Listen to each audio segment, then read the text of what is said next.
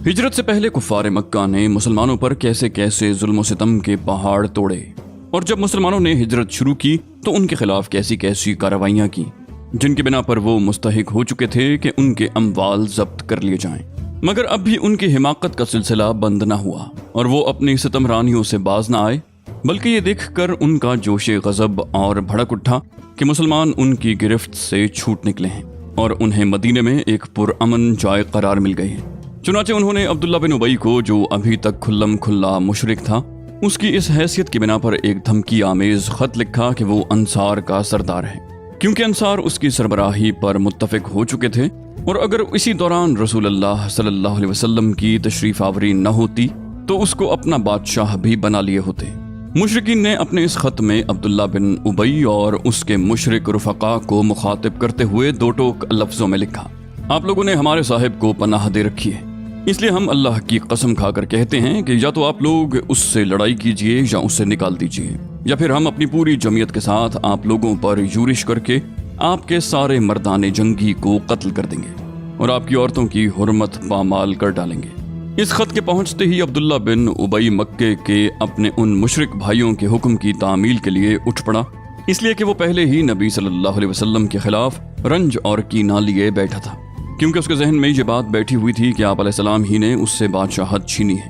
چنانچہ جب یہ خط عبداللہ بن ابی اور اس کے بت پرست رفقا کو موصول ہوا تو وہ رسول اللہ صلی اللہ علیہ وسلم سے جنگ کے لیے جمع ہو گئے۔ جب نبی صلی اللہ علیہ وسلم کو اس کی خبر ہوئی تو آپ علیہ السلام ان کے پاس تشریف لے گئے اور فرمایا: قریش کی دھمکی تم لوگوں پر بہت گہرا اثر کر گئی ہے۔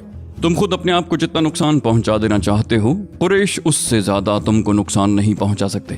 تم اپنے بیٹوں اور بھائیوں سے خود ہی لڑنا چاہتے ہو۔ نبی علیہ السلام کی یہ بات سن کر لوگ بکھر گئے۔ اس وقت تو عبداللہ بن ابی جنگ کے ارادے سے باز آ گیا، کیونکہ اس کے ساتھی ڈھیلے پڑ گئے تھے یا بات ان کی سمجھ میں آ گئی تھی، لیکن حقیقت میں قریش کے ساتھ اس کے روابط درپردہ قائم رہے، کیونکہ مسلمان اور مشرکین کے درمیان شر و فساد کا کوئی موقع وہ ہاتھ سے جانے نہ دینا چاہتا تھا۔ پھر اس نے اپنے ساتھ یہود کو بھی ملا رکھا تھا تاکہ اس معاملے میں ان سے بھی مدد حاصل کرے، لیکن وہ تو نبی علیہ السلام کی حکمت تھی جو رہ رہ کر شر و فساد کی بھڑکنے والی آگ کو بجھا دیا کرتی۔ اس کے بعد حضرت سعد بن معاذ رضی اللہ عنہ عمرے کے لیے مکہ گئے اور امیہ بن خلف کے مہمان ہوئے۔ انہوں نے امیہ سے کہا: میرے لیے خلوت کا وقت دیکھو، ذرا میں بیت اللہ کا طواف کر لوں۔ امیہ دوپہر کے قریب انہیں لے کر نکلا تو ابو جہل سے ملاقات ہو گئی۔ اس نے امیہ کو مخاطب کر کے کہا: ابو صفوان، تمہارے ساتھ یہ کون ہے؟ امیہ نے کہا: یہ سعد ہیں۔ ابو جہل نے سعد کو مخاطب کر کے کہا: اچھا، میں دیکھ رہا ہوں کہ تم بڑے امن و اطمینان سے طواف کر رہے ہو، حالانکہ تم لوگوں نے بے دینوں کو پناہ دے رکھی ہے اور یہ زوم رکھتے ہو کہ ان کی نصرت اور اعانت بھی کرو گے۔ سنو، خدا کی قسم، اگر تم ابو صفوان کے ساتھ نہ ہوتے تو اپنے گھر سلامت پلٹ کر نہ جا سکتے۔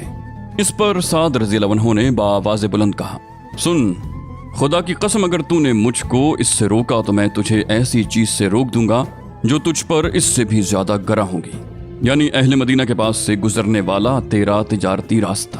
پھر قریش نے مسلمانوں کو کہلا بھیجا: تم مغرور نہ ہونا کہ مکہ سے صاف بچ کر نکل آئے، ہم یثرب ہی پہنچ کر تمہارا ستیہ ناش کر دیتے ہیں۔ اور یہ محض دھمکی نہ تھی، بلکہ رسول اللہ صلی اللہ علیہ وسلم کو اتنے موقت طریقے پر قریش کی چالوں اور برے ارادوں کا علم ہو گیا تھا کہ آپ یا تو جاگ کر رات گزارتے تھے یا صحابہ کرام کے پہرے میں سوتے تھے۔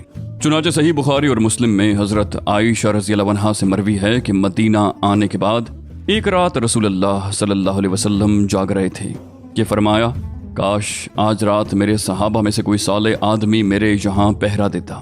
ابھی ہم اسی حالت میں تھے کہ ہمیں ہتھیار کی جھنکار سنائی پڑی۔ آپ علیہ السلام نے فرمایا: کون ہے؟ جواب آیا: سعد بن ابی وقاص۔ فرمایا: کیسے آنا ہوا؟ بولے: میرے دل میں آپ علیہ السلام کے متعلق خطرے کا اندیشہ ہوا تو میں آپ کے یہاں پہرا دینے آ گیا۔ اس پر رسول اللہ صلی اللہ علیہ وسلم نے انہیں دعا دی، پھر سو گئے۔ یہ بھی یاد رہے کہ پہرے کا یہ انتظام بعض راتوں کے ساتھ مخصوص نہ تھا، بلکہ مسلسل اور دائمی تھا۔ چنانچہ حضرت عائشہ رضی اللہ عنہا سے ہی مروی ہے کہ رات کو رسول اللہ صلی اللہ علیہ وسلم کے لیے پہرا دیا جاتا، یہاں تک کہ یہ آیت نازل ہوئی: اللہ آپ کو لوگوں سے محفوظ رکھے۔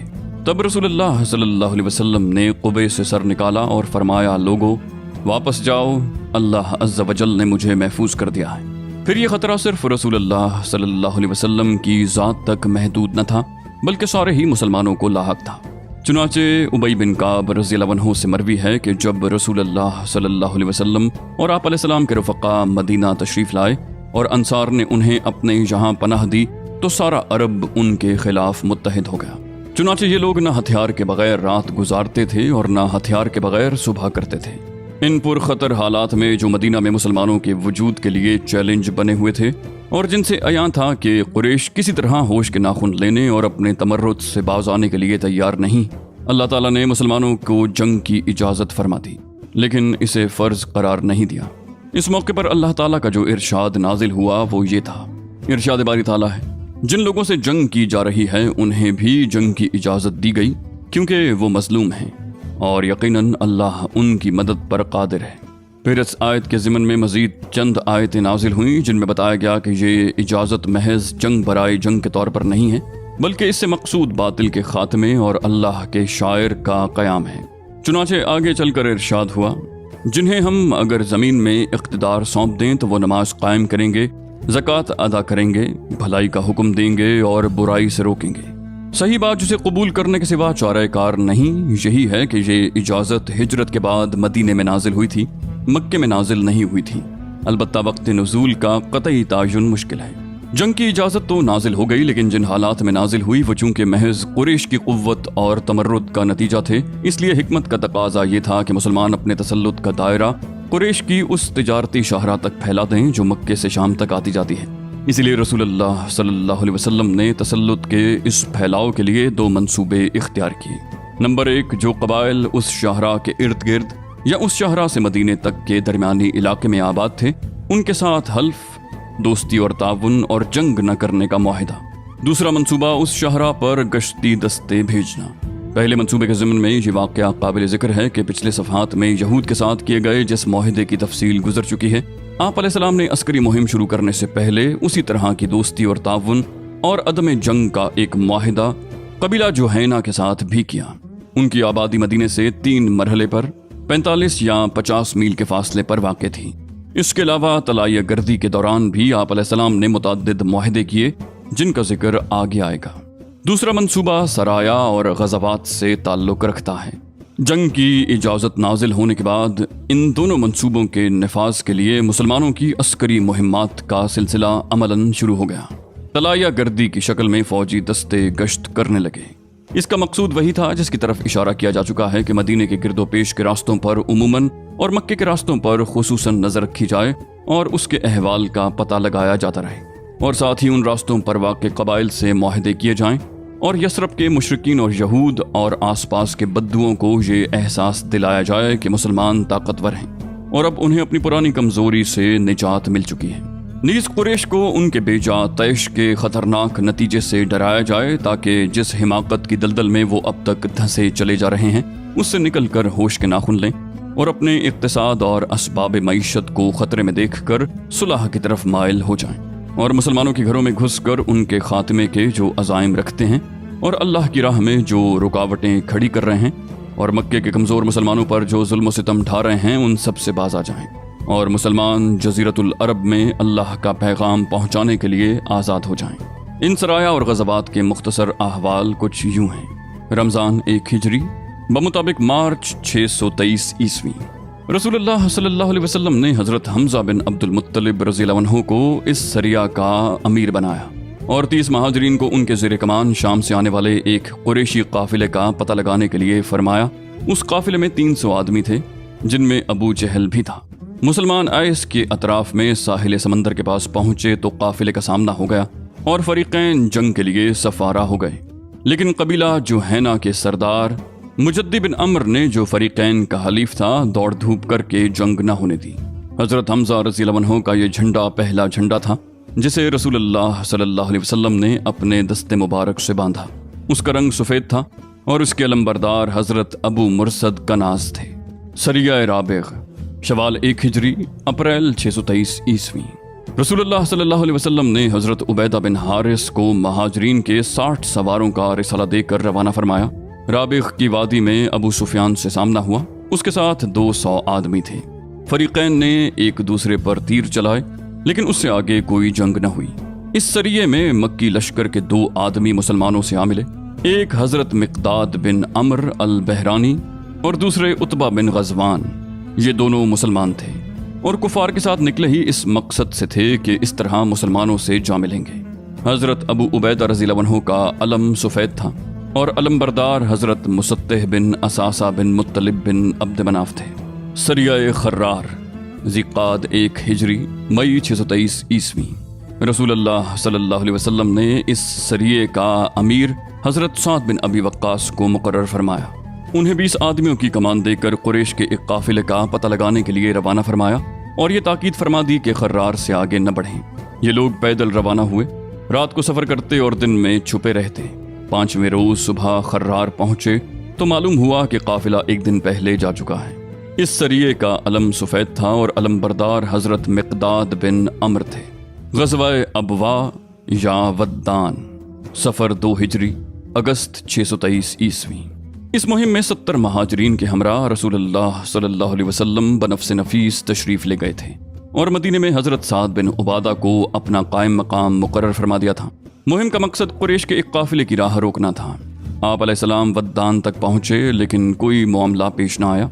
इसी ग़ज़वा में आप अलैहिस्सलाम ने बनु ज़मरा के सरदार वक्त अमर बिन मख्शी से हलीफाना मुआहिदा किया। मुआहिदे की इबारत ये थी, ये बनु ज़मरा के लिए मोहम्मद रसूलुल्लाह सल्लल्लाहु अलैहि वसल्लम की तहरीर है। ये लोग अपने जान और माल के बारे में मामून रहेंगे और जो इन पर यूरिश करेगा उसके खिलाफ उनकी मदद की जाएगी, इल्ला ये कि ये खुद अल्लाह के दीन के खिलाफ जंग करें। ये मुआहिदा उस वक्त तक के लिए है जब तक समंदर उनको तर करे, यानी हमेशा के लिए, और जब नबी अलैहिस्सलाम अपनी मदद के लिए उन्हें आवाज़ देंगे तो उन्हें आना होगा। ये पहली फौजी मुहिम थी जिसमें रसूलुल्लाह सल्लल्लाहु अलैहि वसल्लम बज़ाते खुद तशरीफ़ ले गए थे और 15 दिन मदीने से बाहर गुजार कर वापस आए। इस मुहिम के परचम का रंग सफ़ेद था और हज़रत हमज़ा रज़ियल्लाहु अन्हु अलमबरदार थे। ग़ज़वा-ए बुआत, रब्बिउल अव्वल 2 हिजरी सितंबर 623 ईस्वी। इस मुहिम में रसूलुल्लाह सल्लल्लाहु अलैहि वसल्लम 2 सहाबा को हमराह लेकर रवाना हुए। मकसूद कुरैश का एक काफिला था जिसमें उमैया बिन खलफ समेत कुरैश के 100 आदमी और 2500 ऊँट थे। आप रज़वा के अतराफ में मकाम बुआत तक तशरीफ़ ले गए लेकिन कोई मामला पेश न आया। इस ग़ज़वा के दौरान हज़रत साद बिन मुआज़ रज़ियल्लाहु अन्हु को मदीने का अमीर बनाया गया। परचम सफ़ेद था और अलमबरदार हज़रत साद बिन अबी वक्कास रज़ियल्लाहु अन्हु थे। ग़ज़वा-ए सफ़वान, रब्बिउल अव्वल 2 हिजरी सितंबर 623 ईस्वी। इस ग़ज़वा की वजह यह थी कि कर्ज़ बिन जाबिर फ़हरी ने मुशरिकीन की एक मुख्तसर सी फ़ौज के साथ मदीने की चौराहगाह पर छापा मारा और कुछ मवेशी लूट लिए। रसूलुल्लाह सल्लल्लाहु अलैहि वसल्लम ने 70 सहाबा के हमराह उसका ताक़ुब किया और बदर के अतराफ में वाक़े वादी सफ़वान तक तशरीफ़ ले गए, लेकिन कर्ज़ और उसके साथियों को न पा सके और किसी टकराव के बगैर वापस आ गए। इस ग़ज़वा को बाज़ लोग ग़ज़वा-ए बदर ऊला भी कहते हैं। इस ग़ज़वा के दौरान मदीने की इमारत ज़ैद बिन हारिसा रज़ियल्लाहु अन्हु को सौंपी गई थी। अलम सफ़ेद था और अलमबरदार जनाबे अली रज़ियल्लाहु अन्हु थे। ग़ज़वा-ए ज़ी उशैरा, जमादिउल अव्वल और जमादिउल आखिर 2 हिजरी नवंबर दिसंबर 623 ईस्वी। इस मुहिम में रसूलुल्लाह सल्लल्लाहु अलैहि वसल्लम के हमरा 150 या 200 महाजरीन थे, लेकिन आप अलैहिस्सलाम ने किसी को रवानगी पर मजबूर नहीं किया था। सवारी के लिए सिर्फ 30 ऊँट थे, इसलिए लोग बारी बारी सवार होते थे। मकसूद कुरैश का एक काफिला था जो मुल्क शाम जा रहा था और मालूम हुआ था कि ये मक्के से चल चुका है। इस काफिले में कुरैश का खासा माल था। आप अलैहिस्सलाम उसकी तलब में ज़ुल उशैरा तक पहुँचे, लेकिन आप अलैहिस्सलाम के पहुँचने से कई दिन पहले ही काफिला जा चुका था। ये वही काफिला है जिसे शाम से वापसी पर नबी अलैहिस्सलाम ने गिरफ्तार करना चाहा, तो ये काफिला तो बच निकला लेकिन जंग बदर पेश आ गई। इस मुहिम पर इब्न इसहाक के बकौल रसूलुल्लाह सल्लल्लाहु अलैहि वसल्लम जमादिउल ऊला के अवाखिर में रवाना हुए और जमादिउल आखिरा में वापस आए। गालिबन यही वजह है कि इस ग़ज़वे की महीने की तायुन में अहले सियर का इख्तिलाफ है। इस ग़ज़वे में रसूलुल्लाह सल्लल्लाहु अलैहि वसल्लम ने बनु मुदलिज और उनके हलीफ बनु ज़मरा से अदम जंग का मुआहिदा किया। अय्याम सफ़र में मदीना की सरबराही का काम हज़रत अबू सलमा बिन अब्दुल असद मखज़ूमी रज़ियल्लाहु अन्हु ने अंजाम दिया। इस दफ़ा भी परचम सफ़ेद था और अलमबरदारी हज़रत हमज़ा रज़ियल्लाहु अन्हु फरमा रहे थे। सरिया नखला, रजब 2 हिजरी जनवरी 624 ईस्वी। इस मुहिम पर रसूलुल्लाह सल्लल्लाहु अलैहि वसल्लम ने हज़रत अब्दुल्लाह बिन जहश रज़ियल्लाहु अन्हु की सरकर्दगी में 12 महाजरीन का एक दस्ता रवाना फरमाया। हर 2 आदमियों के लिए एक ऊंट था जिस पर बारी बारी दोनों सवार होते। दस्ते के अमीर को रसूलुल्लाह सल्लल्लाहु अलैहि वसल्लम ने एक तहरीर लिख कर दी थी और हिदायत फरमाई थी कि 2 दिन सफर कर लेने के बाद ही उसे देखेंगे।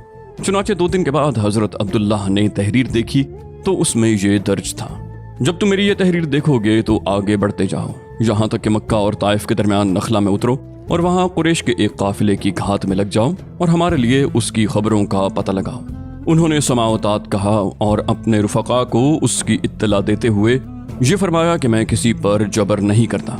जिसे शहादत महबूब हो वो उठ खड़ा हो और जिसे मौत नागवार हो वो वापस चला जाए। बाकी रहा मैं तो मैं बहरहाल आगे जाऊंगा। इस पर सारे ही रुफका उठ खड़े हुए और मंजिल मकसूद के लिए चल पड़े। अलबत्ता रास्ते में साद बिन अबी वकास और उतबा बिन गज़वान रज़ी अल्लाहु अन्हुमा का ऊंट गायब हो गया, जिस पर ये दोनों बुजुर्ग बारी बारी सफर कर रहे थे, इसलिए ये दोनों पीछे रह गए। हजरत अब्दुल्ला बिन जहश रज़ी अल्लाहु अन्हु ने तवील मुसाफत तय करके नखला में नजूल फरमाया। वहां से कुरैश का एक काफिला गुजरा जो किशमिश, चमड़े और सामान तिजारत लिए हुए था। काफिले में अब्दुल्लाह बिन मुगीरा के 2 बेटे उस्मान और नौफिल और अम्र बिन हजरमी और हकीम बिन कैसान मौला मुगीरा थे। मुसलमानों ने बाहम मशवरा किया कि आखिर क्या करें। आज हराम महीने रज्जब का आखिरी दिन है, अगर हम लड़ाई करते हैं तो इस हराम महीने की बेहुरमती होती है और रात भर रुक जाते हैं तो ये लोग हुदूद हरम में दाखिल हो जाएंगे। उसके बाद सबकी यही राय हुई कि हमला कर देना चाहिए। चुनाचे एक शख्स ने अमर बिन हजरमी को तीर मारा और उसका काम तमाम कर दिया। बाकी लोगों ने उस्मान और हकीम को गिरफ्तार कर लिया, अलबत्ता नौफिल भाग निकला। उसके बाद ये लोग दोनों कैदियों और सामान काफिला को लिए हुए मदीना पहुंचे। उन्होंने माल गनीमत से खुम्स भी निकाल लिया और ये इस्लामी तारीख का पहला खुम्स, पहला मकतूल और पहले कैदी थे। रसूलुल्लाह सल्लल्लाहु अलैहि वसल्लम ने उनकी इस हरकत पर बाज़ पुरस की और फरमाया कि मैंने तुम्हें हराम महीने में जंग करने का हुक्म नहीं दिया था और सामान काफिला और कैदियों के सिलसिले में भी किसी तरह के तसर्रुफ से हाथ रोक लिया। उधर इस हादसे से मुशरिकीन को इस प्रोपेगेंडे का मौका मिल गया कि मुसलमानों ने अल्लाह के हराम किए हुए महीने को हलाल कर लिया। चुनाचे बड़ी चेमगोइयां हुई, यहाँ तक कि अल्लाह ताला ने वही के जरिए इस प्रोपेगेंडे की कुल्ली खोली और बताया कि मुशरिकीन जो कुछ कर रहे हैं वो मुसलमानों की हरकत से बदरजहा ज्यादा बड़ा जुर्म है। इरशाद हुआ, लोग तुमसे हराम महीने में क़िताल के मुताल्लिक दरियाफ्त करते हैं, कह दो उसमें जंग करना बड़ा गुनाह है और अल्लाह की राह से रोकना और अल्लाह के साथ कुफ्र करना, मस्जिद हराम से रोकना और उसके बाशिंदों को वहां से निकालना, ये अल्लाह के नजदीक और ज्यादा बड़ा जुर्म है और फितना कत्ल से बढ़कर है।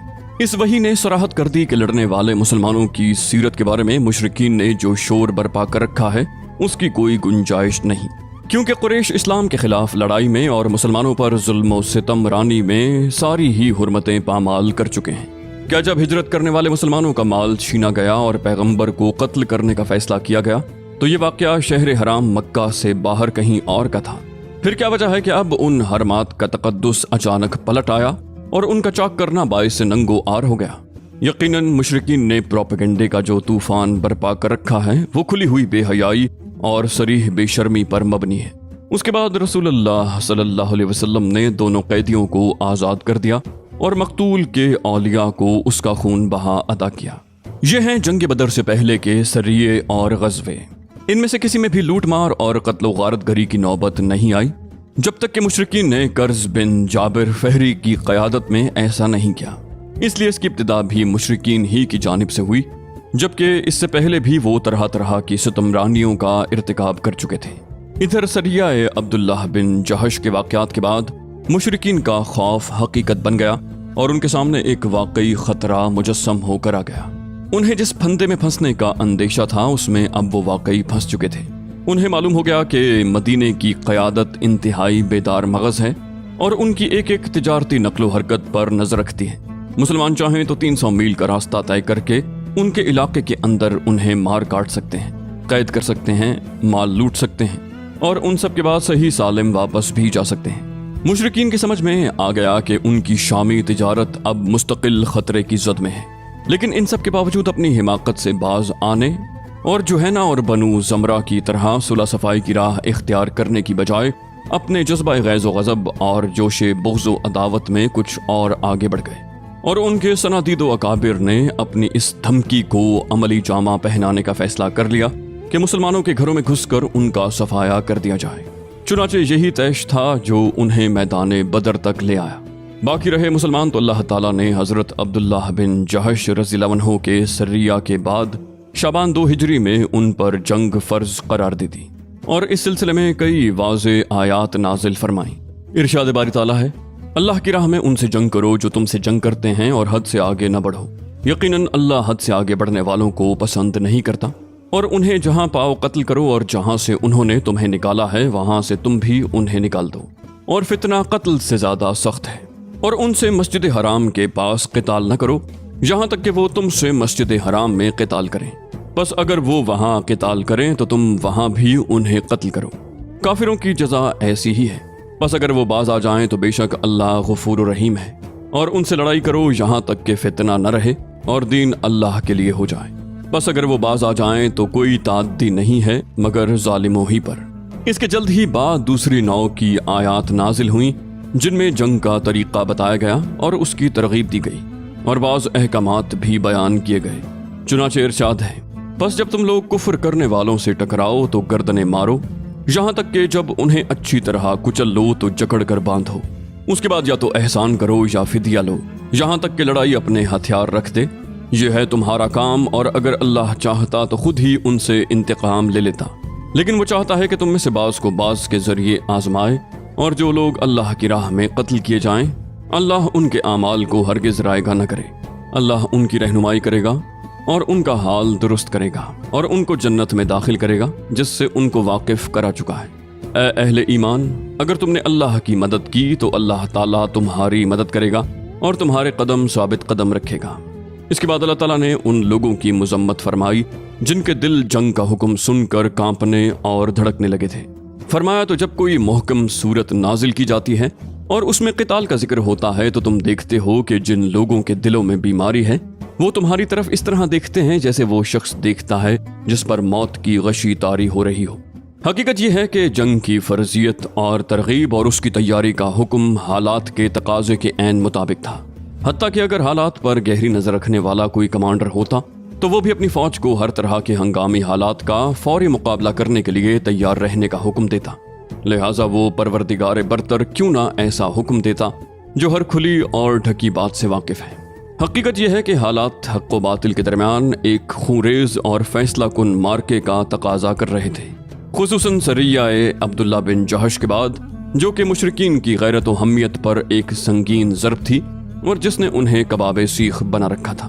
احکام جنگ کی آیات کے سیاق و سباق سے اندازہ ہوتا تھا کہ خونریز مارکے کا وقت قریب ہی ہے، اور اس میں آخری فتح و نصرت مسلمانوں ہی کو نصیب ہوگی۔ آپ اس بات پر نظر ڈالیے کہ اللہ تعالیٰ نے کس طرح مسلمانوں کو حکم دیا کہ جہاں سے مشرکین نے تمہیں نکالا ہے اب تم بھی وہاں سے انہیں نکال دو۔